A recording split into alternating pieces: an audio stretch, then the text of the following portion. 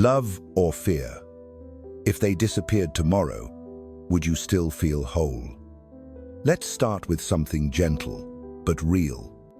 Have you ever wondered why being close to someone can feel so intense, why your mood shifts depending on how they act, or whether they text you back?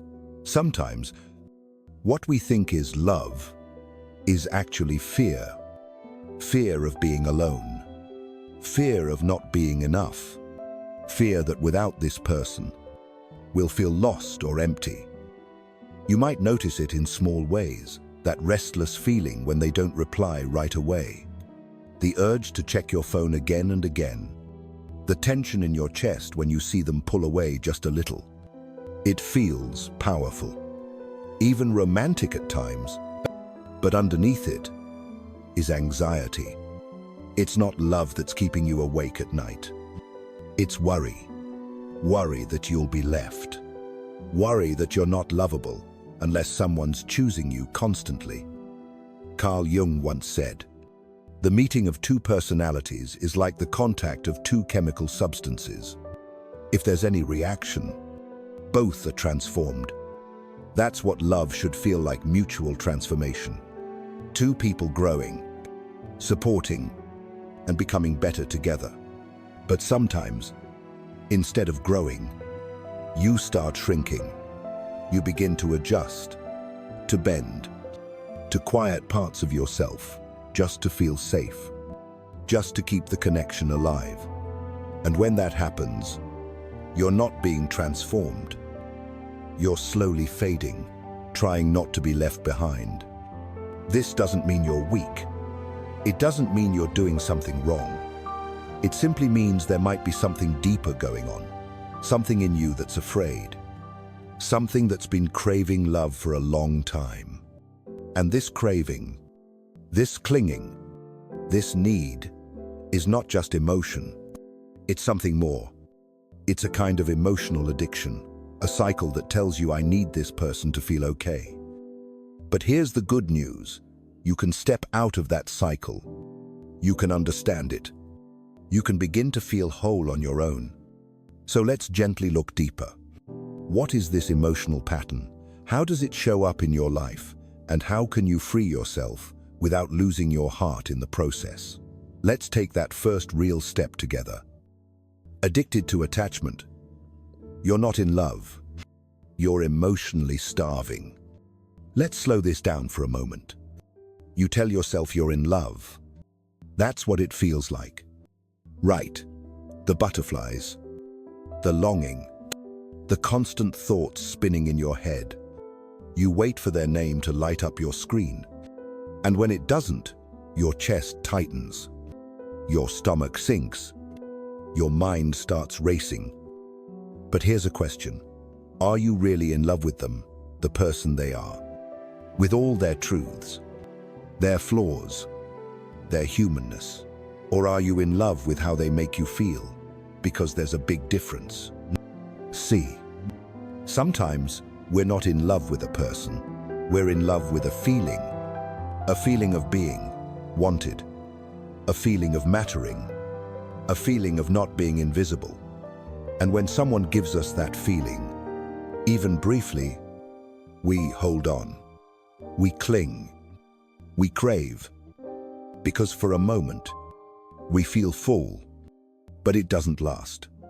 Does it? One missed call, one unread message, one shift in tone, or a slower reply than usual, and suddenly, it all crashes.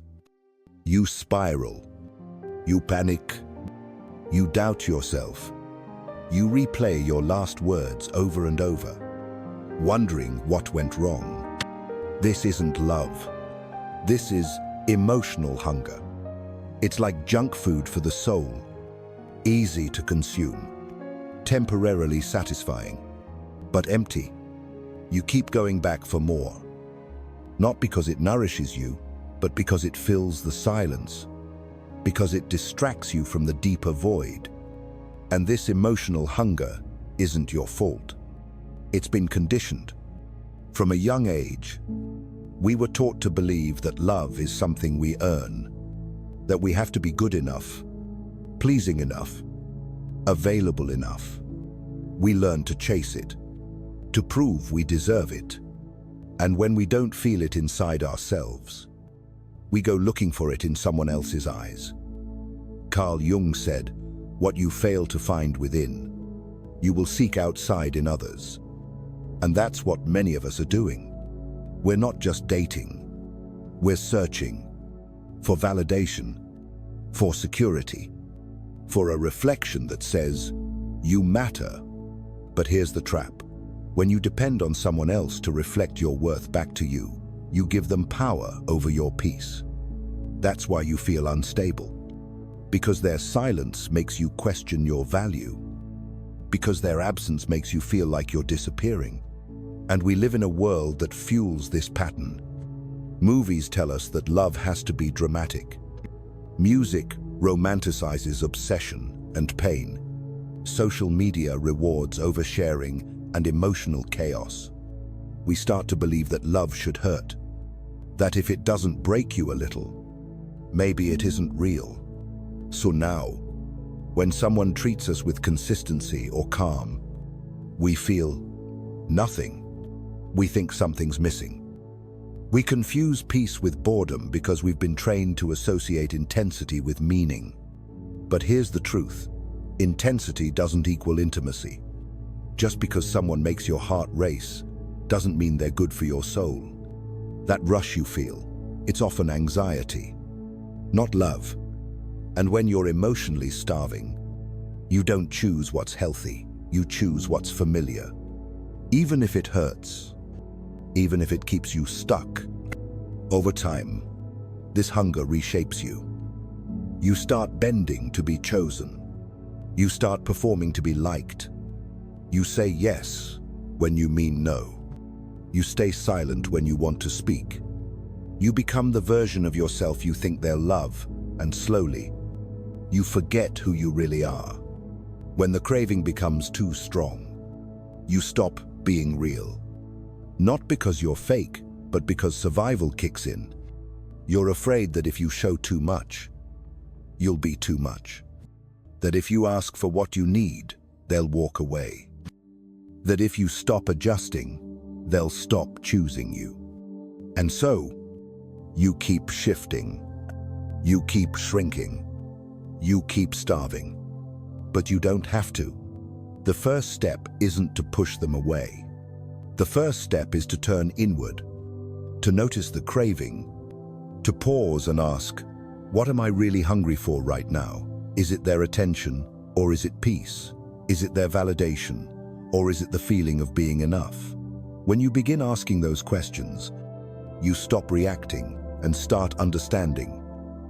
And in that moment, no matter how small, you start coming home to yourself. So before we talk about boundaries, detachment, or walking away, we need to ask something even deeper. Why did you ever feel the need to become someone else just to be loved? Where did that belief begin? To answer that, we have to go back to the first time you thought, maybe I'm not enough, as I am. The mask that hides you. You're performing love instead of living it. Sometimes, you don't even notice it's happening. It starts small. You soften your opinions just a little. You don't text first, because you don't want to seem too much. You smile when you feel like crying. Nod when you want to speak up. Laugh when something inside you wants to scream. Little by little, you begin to disappear. Not from the world, but from yourself. Carl Jung spoke about two powerful forces inside all of us, the shadow and the persona. The shadow is everything we push away. Our fears, our anger, our sadness, our needs, the parts we learned early on were too much or not lovable. And the persona, that's the mask we put on to be accepted. The version of ourselves we show to the world. Polished, pleasant, predictable. When you're emotionally attached, especially in an unhealthy way, you start living from that mask. You stop being real, not because you're fake, but because you're afraid that if you show your full self, they'll leave. So you become who you think they want. The calm one, the easy one, the low-maintenance one. You mute your truth for the sake of keeping the connection. And here's what happens. You may get love, but it's not love for you. It's love for the role you're playing. And deep down, you know it. You feel it when you're alone. When the call ends, when the lights go off, that quiet, aching sense that something's missing and that something is you. In today's world, this gets even harder. We live in a culture that rewards performance. On social media, people don't just share their lives, they curate them.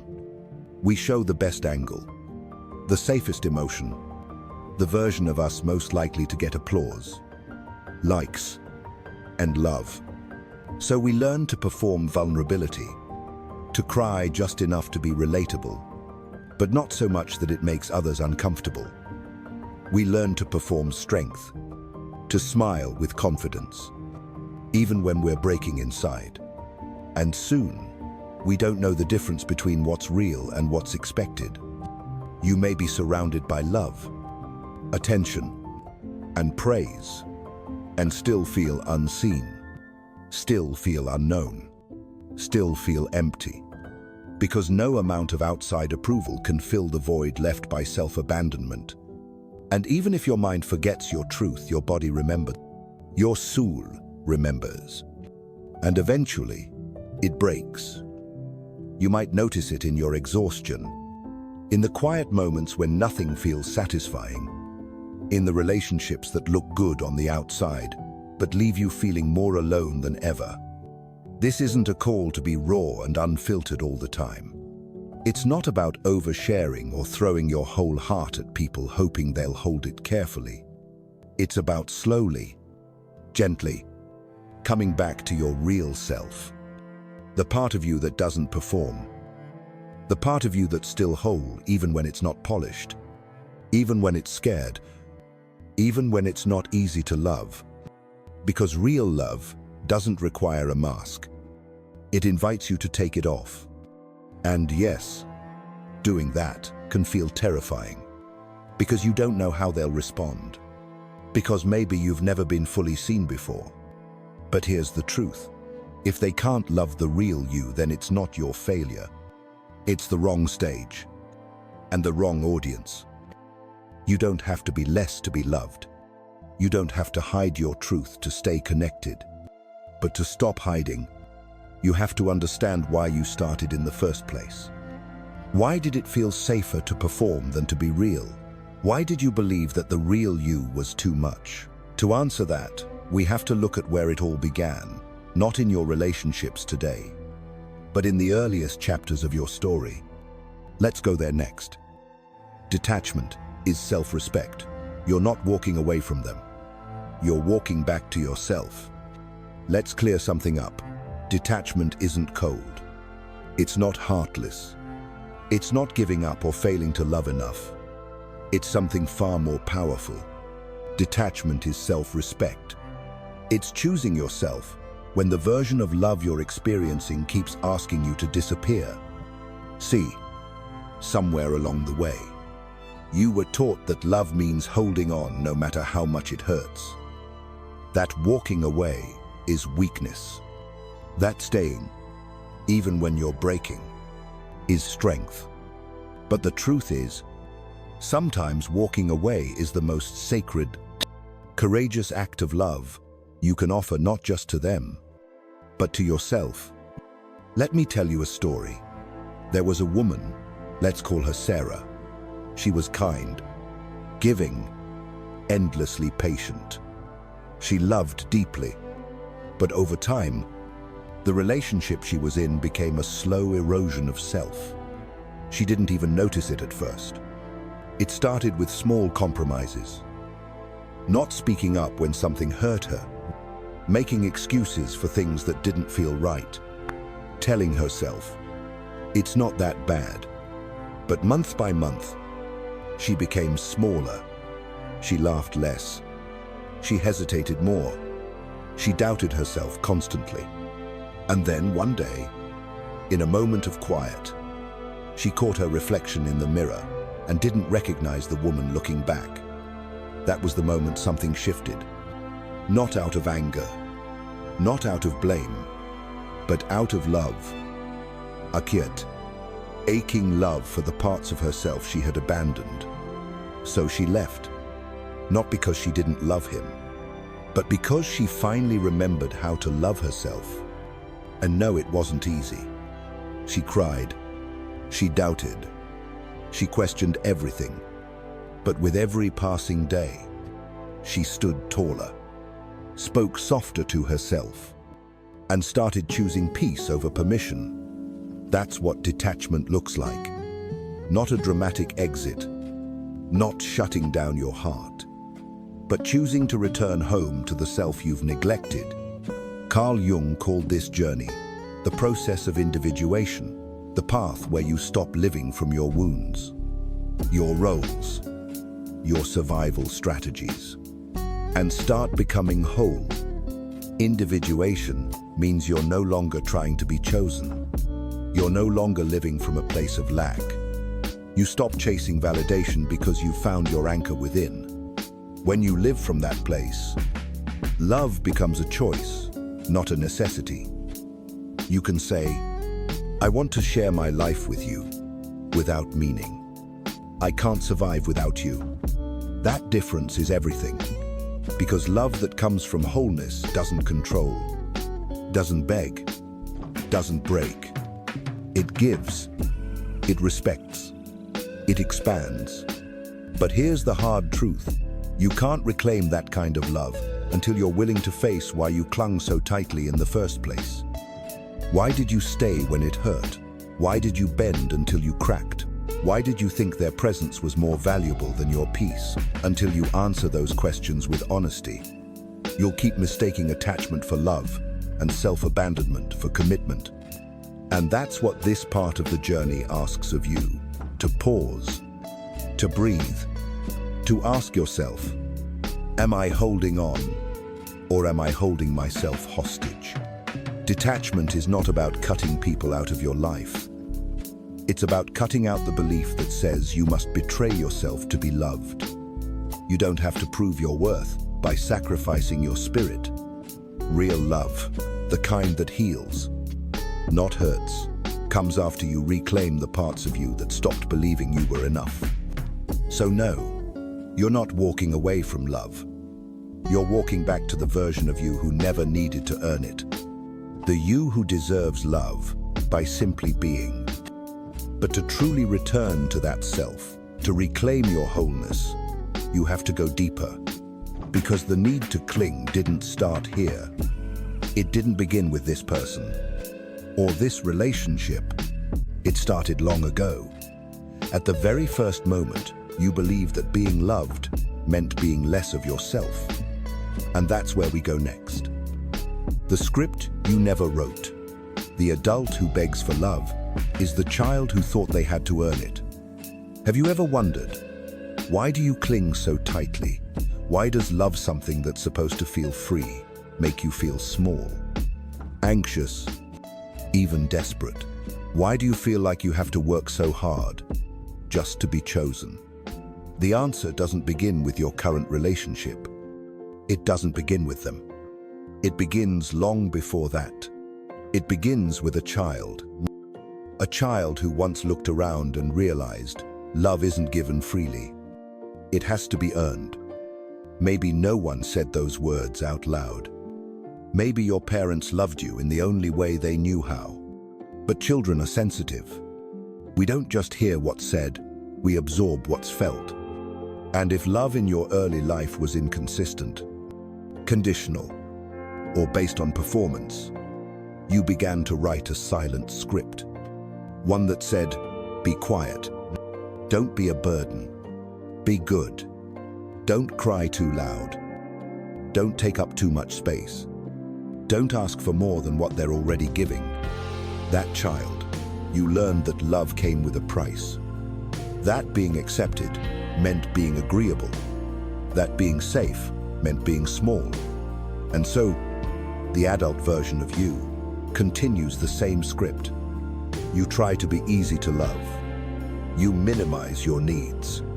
You ignore red flags.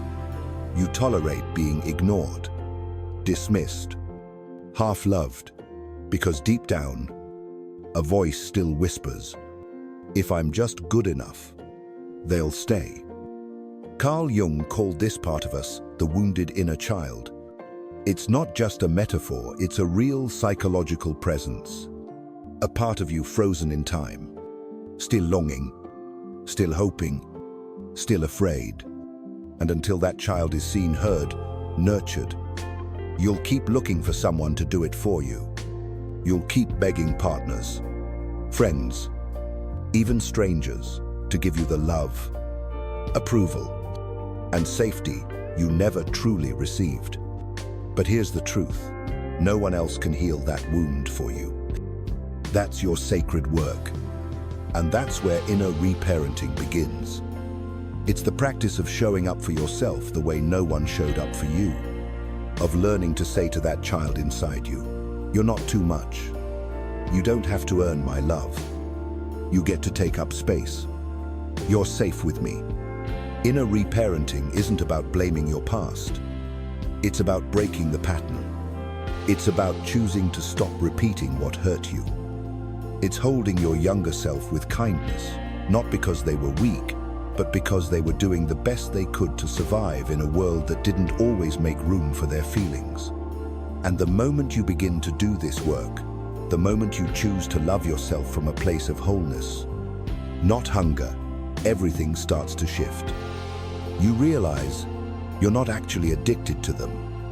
You're addicted to the feeling of finally being enough. That's what the clinging has always been about. You weren't just afraid of losing them. You were afraid of losing what they symbolized. Proof that you mattered, that you were lovable, that you were seen. But the deeper you go, the more you understand. You don't need their love to feel worthy. You need your own. And once you begin giving that love to yourself consistently, gently, patiently, you stop waiting for someone else to rescue you. You stop begging. You stop performing. You stop shrinking. And something beautiful happens. You begin becoming not the person others want you to be, but the person you were always meant to be, before the world told you to edit, hide, or prove yourself. And that version of you, unfiltered, grounded, whole, is the version that no longer begs for love, because she already knows she is love. So now, here's the question. What happens when you stop begging and start becoming? What kind of love becomes possible when you no longer chase it out of fear but offer it from a place of peace? That's where we go next. Because now that you've remembered your truth, you're ready to love in a completely different way. Not from emptiness, but from overflow. Real love begins with you. You stop chasing love when you realize you already are it. And now, we arrive at the turning point. Not the end, but the beginning of something more honest, more peaceful, more real. You've let go of the craving. You've removed the mask. You've faced the child within you. And slowly, you've begun to come home to yourself. So now, something sacred happens. You stop chasing love. Not because you've given up on it, but because you've discovered a truth that changes everything. You are the love you've been searching for. That peace you wanted them to give you, it's inside you. That sense of worth, it's yours to claim. That feeling of being enough. It was never meant to come from someone else's eyes. Carl Jung called it the self, not the image you project, not the personality you build to fit in, but the deeper center, the calm, grounded presence within you that does not shift with every storm. The self is your anchor, and once you reconnect with it, you stop living in reaction to other people's opinions. absences, or approval. You stop needing to be needed. And that's the question I want to leave with you. Who are you when you no longer need to be needed? When your worth is no longer tied to how useful you are, how wanted you are, how loved you appear to be? Who are you when you're no longer performing, when you're no longer anxiously waiting for love to arrive from the outside? You are presence. You are stillness. You are already enough. And from that space, something beautiful becomes possible. You start to love differently. You no longer love with conditions. You no longer love with panic. You no longer love from a place of, please complete me. Now you love from overflow, from fullness, from choice. You can look someone in the eye and say, I want you in my life, but I don't need you to feel whole. And that, right there, is one of the most powerful things a human being can say. Because it means the fear is gone, the desperation is gone, the illusion is gone.